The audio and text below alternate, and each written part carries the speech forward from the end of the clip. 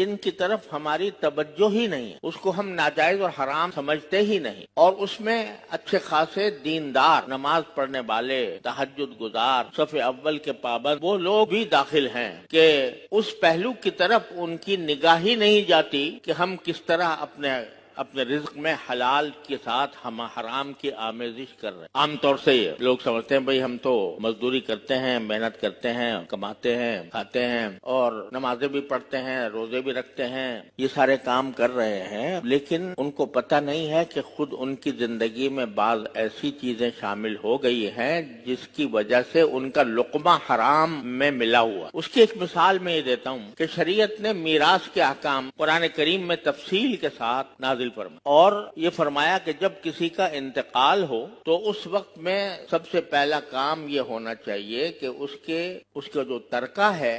جو کچھ اس نے میراث میں چھوڑا ہے، وہ نقدی ہو، وہ سونا ہو، وہ جائیداد ہو، کوئی مکان ہو، کوئی زمین ہو، وہ شرعی قاعدے کے مطابق آپس میں تقسیم کر لو۔ اگر وہ تقسیم نہیں کی اور کوئی ایک فرد اس کے اوپر قابض رہا تو جس شخص نے اس پر قبضہ کیا ہے وہ اس کے مال میں حرام شامل ہو گیا۔ یہ مسئلہ ہوتا ہے عام طور پر ایک بڑی زبردست غلط فہمی پھیلی ہوئی ہے کہ بھئی ابھی تو انتقال ہوا ہے، ابھی ایک دم سے ہم حصے بکرے کرنا شروع کر دیں، بٹوارہ کرنے لگیں، یہ ہمیں اچھا نہیں لگتا کہ ابھی تو دنیا سے جانے والے کا کفن بھی میلا نہیں ہوا اور ابھی ہم اس کی جائیداد کا بٹوارہ شروع کر دیں۔ اس کو بہت برا سمجھا جاتا ہے، معیوب سمجھا جاتا ہے۔ حالانکہ شریعت کا حکم یہ ہے کہ جلد از جلد اس کی میراث کو تقسیم کرو، جس کا جو حصہ بنتا ہے اس کو وہ حصہ دو۔ اب مرتے ہی، انتقال ہوتے ہی اس کے تمام املاک وہ اس کے وارثوں کا حق، اب اس کی ملکیت نہیں رہی، وارث اس کے مالک۔ اب اگر اس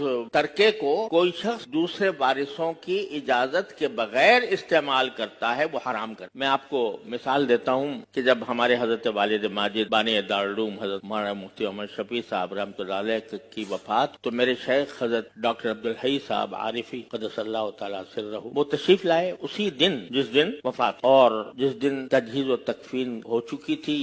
یا ہونے والی تھی، اب مجھے یہ صحیح یاد نہیں رہا، اس وقت تشریف لائے تو طبیعت پر بہت زیادہ تھکاوٹ تھی۔ ایک تو صدمے کا اثر تھا، حضرت کو میرے والد ماجد رحمۃ اللہ علیہ سے بہت زیادہ محبت، صدمے کا اثر بھی تھا اور کچھ تھکن بھی تھی، تو کمزوری محسوس ہو رہی۔ تو ہم نے حضرت والد صاحب رحمۃ اللہ علیہ کے سرہانے ایک خمیرہ رکھا رہتا تھا، خمیرہ جو ذرا تقویت کے لیے ہوتا ہے، تو ہم وہ لے آئے کہ حضرت یہ تھوڑا سا خمیرہ تناول فرما لیں تاکہ آپ کی کمزوری دور ہو جائے۔ تو حضرت نے فرمایا بھائی یہ تم کیسے لے آئے، یہ تو اب ترکہ ہو گیا، یہ تو میراث کا حصہ ہو اور یہ اس میں میراث وارثوں کا حق بن گیا، تم نے کیسے اس کے اوپر تصرف کیا کہ مجھے لا کر دے دیا؟ ہم نے عرض کیا کہ الحمدللہ سارے ورثاء موجود ہیں، بالغ ہیں، عاقل ہیں، اور سب اپنی مرضی سے، اپنی خوشی سے یہ آپ کی خدمت میں پیش کر رہے ہیں، اس لیے آپ اس میں تعامل نہ فرمائیں۔ لیکن انہوں نے توجہ یہ دلائی کہ انتقال ہونے کے بعد سب سے